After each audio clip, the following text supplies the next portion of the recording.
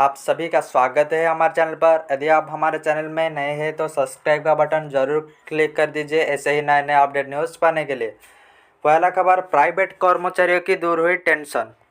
केंद्र सरकार द्वारा सरकारी नौकरी के लिए नई पेंशन स्कीम का ऐलान कर दिया गया है। सरकारी कर्मचारियों के पास ऑप्शन होगा कि वह पुरानी स्कीम एनपीएस में रहे या फिर नई scheme unified pension scheme EPS को चुने। मोदी सरकार की इस पेंशन स्कीम में ऐसे कई फायदे हैं जो कर्मचारियों की लाइफ रिटायरमेंट के बाद आसान बना सकता है। मसलन 20-20 साल नौकरी के बाद बेसिक सैलरी की 50% पेंशन, 10 साल नौकरी के बाद 10 लाख पेंशन जैसे प्रावधान है।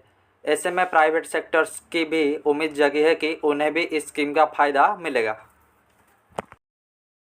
दूसरा खबर, राहुल अखिलेश की मांग का चिराग पासवान ने किया समर्थन। केंद्र सरकार में मंत्री और लोक जनशक्ति पार्टी के राष्ट्रीय अध्यक्ष एक बार फिर एनडीए के विचारधारा से अलग राय रखते नजर आ रहे हैं। चिराग पासवान ने रविवार को एक बार फिर जातिगत जनगणना पर अपनी स्थिति का स्पष्ट करते हुए कहा कि हम चाहते हैं कि जाति जनगणना हो। ऐसा कहकर चिराग पासवान कांग्रेस नेता राहुल गांधी और सपा मुखिया अखिलेश यादव की उस मांग के समर्थन में खड़े हो गए हैं जिसका झंडा दोनों नेताओं ने बीते लोकसभा चुनाव से उठा रखा है। बता दें कि इससे पहले भी चिराग पासवान जातिगत जनगणना को लेकर अपनी ऐसी राय रख चुके हैं, बल्कि बीते दिनों उन्होंने लेटरल एंट्री वाले मामले पर मुखर विरोध जताया था। पीएम मोदी का प्लेन पाकिस्तानी एयर स्पेस में घुसा। हाल ही में भारतीय प्रधानमंत्री नरेंद्र मोदी का विमान पाकिस्तानी हवाई क्षेत्रों में घुस गया। इस बात को लेकर पाकिस्तानी मीडिया में चर्चा तेज है। पाकिस्तानी मीडिया संस्थान जियो न्यूज़ ने पाकिस्तान सिविल एविएशन रिपोर्ट के सूत्रों के हवाले बताया कि प्रधानमंत्री मोदी का विमान पोलैंड से नई दिल्ली लौटते समय पाकिस्तानी हवाई क्षेत्र में दाखिल हुआ था। पाकिस्तानी मीडिया के मुताबिक पीएम मोदी के प्लेन ने चित्राल से पाकिस्तानी हवाई क्षेत्र में दाखिल हुआ और इस्लामाबाद और लाहौर के ऊपर से होते हुए अमृतसर के आगे बढ़ गया। पीएम मोदी का प्लेन पाकिस्तानी एयर स्पेस में गुजरने के इस घटना दोनों देशों के बीच तनावपूर्ण संबंधों की चर्चा हवा दे रही है। राशन कार्ड धारकों की आई मौज। भारत सरकार ने राशन कार्ड के धारक के लिए अब 9 चीज़ें मुफ्त कर दिया है। यानी सिर्फ चावल नहीं बल्कि जिस व्यक्ति के पास राशन कार्ड होगा उस व्यक्ति को सरकार की तरफ से यह 9 चीज़ें फ्री में मिलने वाली है।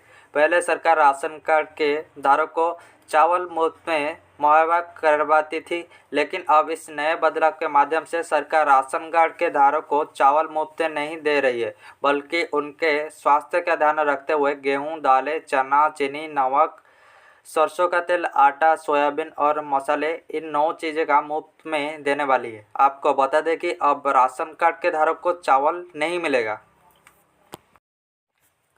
बिहार में 1500 करोड़ से बनेगा सबसे बड़ा चिड़ियाघर। बिहार में रहने वाले लोगों के लिए एक बड़ी खबर आ रही है। ताज़ा रिपोर्ट के मुताबिक बिहार में 1500 करोड़ रुपए की लागत में देश का सबसे बड़ा चिड़ियाघर बनाया जाएगा। इसको लेकर बिहार सरकार के द्वारा तैयारी शुरू कर दी गई है। खबर के अनुसार बिहार सरकार में मंत्री प्रेम कुमार ने इसकी जानकारी मीडिया को देते हुए कहा है कि बिहार के अररिया में देश के सबसे बड़ा चिड़ियाघर बनेगा। 1500 करोड़ रुपए के लागत से 289 एकड़ जमीन पर इस चिड़ियाघर का निर्माण किया जाएगा। अमित शाह का गृह मंत्री रहने का रिकॉर्ड। अमित शाह गृह मंत्री के रिकॉर्ड पारी की ओर बढ़ रही है।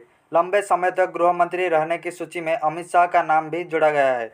अब तक अमित शाह को बतौर केंद्रीय गृह मंत्री 5 वर्ष 3 महीना हो चुके हैं। वह अमित शाह के इस कार्यकाल से जुड़ा एक और दिलचस्प पहलू है कि 5 वर्ष 3 महीने में अभी तक कोई विदेश यात्रा नहीं की है। 50% से नीचे आ गई मोदी की रेटिंग।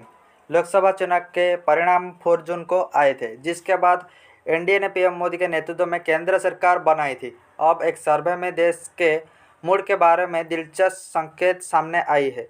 सर्वे में सामने आया है कि पीएम मोदी की लोकप्रियता घट रही है और उनके रेटिंग पहली बार 50% से नीचे आई है। सर्वे में यह भी सामने आया है कि राहुल गांधी प्रधानमंत्री पद की रेस में मोदी के बाद दूसरे नंबर पर है।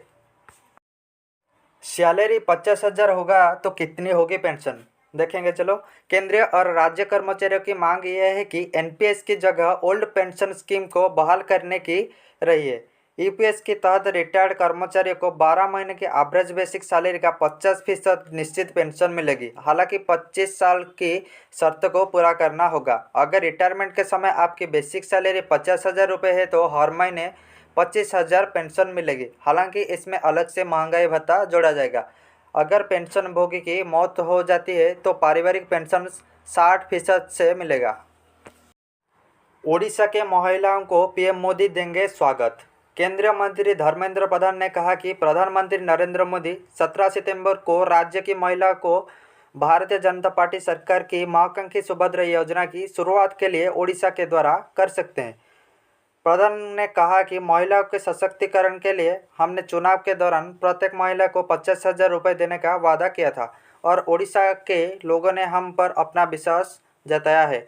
इस बीच ओडिशा में मोहन मांझी के नेतृत्व वाली भाजपा सरकार ने योजना के क्रियान्वयन के लिए नामांकन संचालन प्रक्रिया प्रकाशित कर दी है।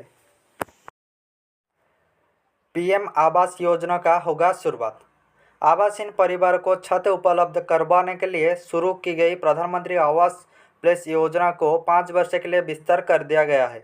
शासन से जारी आदेश के अनुसार अब इस योजना के अंतर्गत 2028-29 तक पात्रों का चयन कर उन्हें आवास बनाने के लिए सहायता धनराशि दी जाएगी। जिलाधिकारी आयक अखौरी ने इस संबंध में अधिकारियों के संगठन में बैठक कर दिशा निर्देश जारी किया है।